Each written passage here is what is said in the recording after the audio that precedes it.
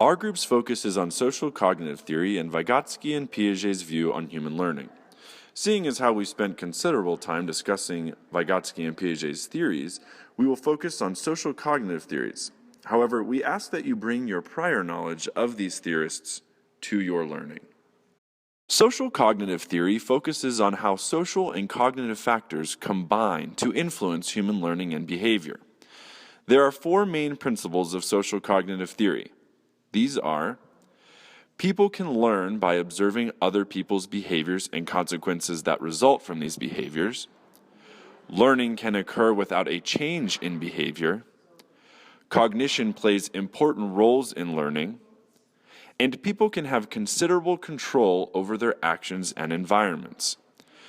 For the sake of this project, we will be focusing on the last principle, and specifically the environment. Social cognitive theorists argue that the interaction of three variables, the environment, the person, and the behavior, affect an individual's learning and overall development. This phenomenon is known as reciprocal causation. Certainly, the environment affects a learner's behavior, but their perception of their environment is even more impactful. Students are more likely to work harder if they believe that they have the support that they need to do better, whether or not that support is actually there. The student's perception is their reality. Behavior affects the environment and personal variables. Extracurricular activities and the company that they keep affect their learning opportunities, whether it is negative or positive. The general quality of any learning environment can affect a student's self-confidence and self-efficacy. How peers perceive a child can affect a child's behavior in a learning environment. Culture, more specifically, dramatically affects a child's behavior. Piaget acknowledged that cultural groups may change a child's way of thinking, but he paid little attention to culture as a major factor affecting cognitive development. In contrast, research shows that different cultures give children different experiences, which therefore affect their learning.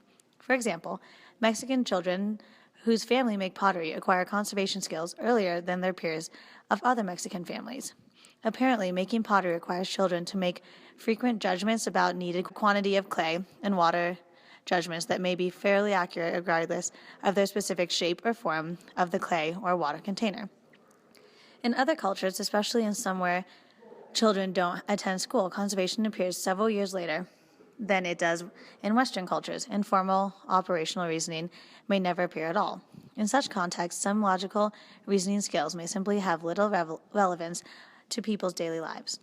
We felt that culture and physical environment play a profound role in a child's learning and development.